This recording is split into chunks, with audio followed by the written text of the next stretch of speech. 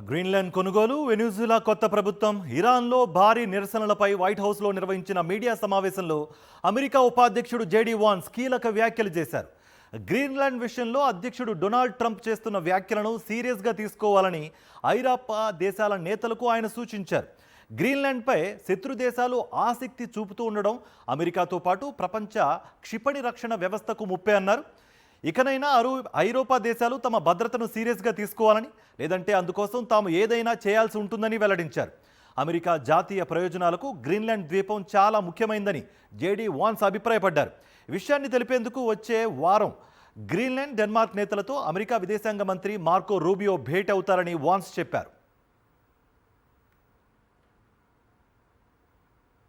ఇరాన్లో శాంతియుతంగా నిరసనలు నిర్వహిస్తున్న ప్రతి ఒక్కరికి అమెరికా మద్దతు లభించి తీరుతుందని జేడీ వాన్స్ వెల్లడించారు.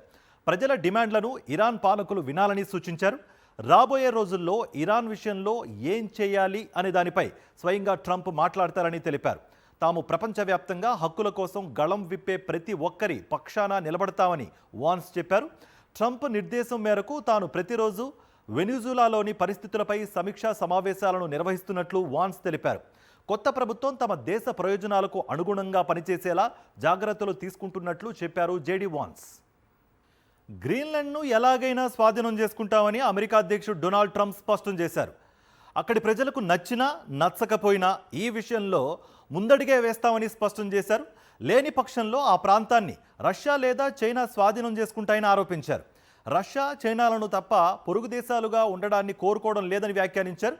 చర్చల ద్వారా గ్రీన్లాండ్ను పొందాలని తాము అనుకున్నామని, కానీ అది సాధ్యం కాకపోవడంతో కఠిన మార్గాలను అనుసరించాల్సి వస్తోందన్నారు. గ్రీన్లాండ్ చుట్టూ ఉన్న జిల్లాల్లో ఇప్పటికే చైనా, రష్యా తమ నౌకలను మోహరించి ఉన్నాయని, అమెరికా గ్రీన్లాండ్ను స్వాధీనం చేసుకోకపోతే ఆ పనిని చైనా, రష్యాలు చేస్తాయని ట్రంప్ పేర్కొన్నారు. అందువల్లే గ్రీన్లాండ్ను స్వాధీనం చేసుకోవడానికి కఠిన మార్గాలు ఎంచుకోవడానికి కూడా తాము సిద్ధంగా ఉన్నామన్నారు.